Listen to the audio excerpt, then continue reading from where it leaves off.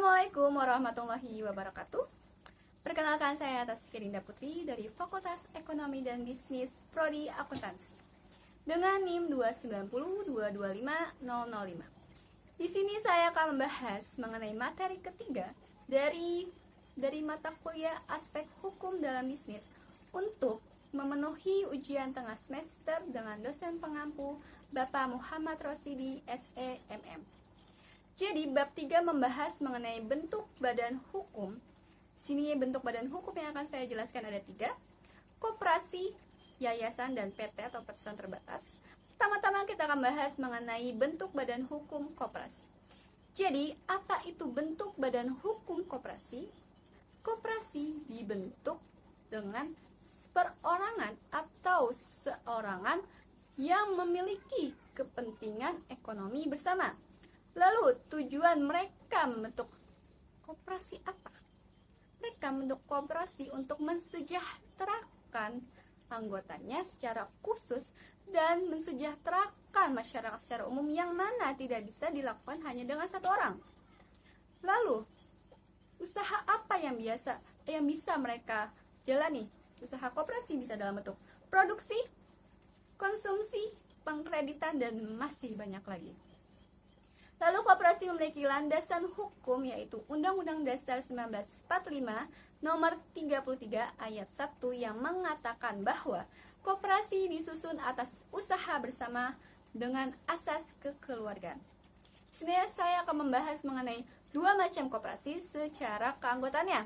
Ada koperasi primer dan koperasi sekunder. Koperasi primer sendiri adalah koperasi yang didirikan dengan sekurang-kurangnya 20 anggota. Sedangkan koperasi sekunder adalah koperasi yang dijalankan dengan sekelompok orang atau sekurang-kurangnya 3 badan usaha. Jadi bisa saja di dalam koperasi sekunder ini menaungi banyak koperasi primer. Bentuk badan hukum selanjutnya adalah yayasan.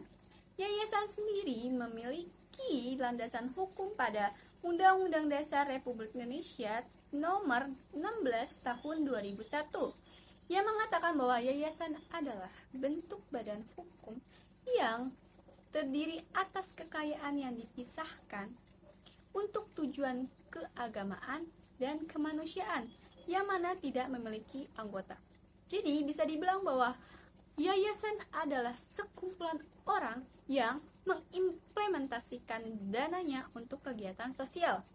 Mengimplementasikan dana di sini maksudnya adalah orang-orang ini memberikan sarana berupa dana, berupa biaya, berupa tempat, bisa apapun itu untuk dipergunakan dan mengakibatkan sebab dan akibat yang memiliki dampak positif kepada mereka.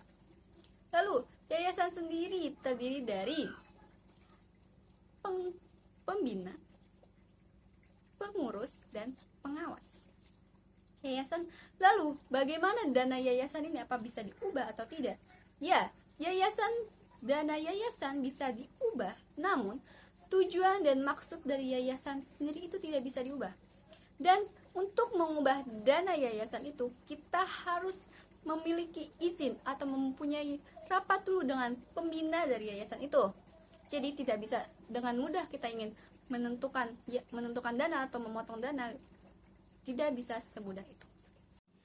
Badan hukum yang ketiga adalah PT atau perseroan terbatas. PT sendiri merupakan perusahaan atau badan hukum yang tujuan utamanya adalah untuk mengumpulkan keuntungan sebesar-besarnya. PT didirikan oleh 2 orang atau lebih yang memiliki akte pendirian yang dibuat di depan notaris dalam bahasa Indonesia dan disahkan oleh Menteri Kehakiman. PT adalah perseroan yang modal dan jumlah pemegang sahamnya memiliki kriteria tertentu atau pemegang saham yang melakukan penawaran.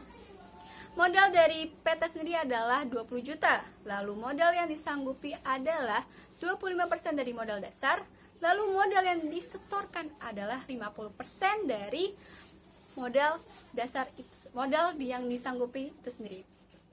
Lalu kita memiliki dasar hukum, tentunya PT memiliki dasar hukum.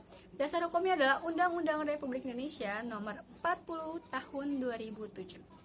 Saya rasa sekian mengenai materi bab 3 bentuk badan hukum. Semoga bermanfaat. Wabillahi taufiq wal hidayah. Wassalamualaikum warahmatullahi wabarakatuh.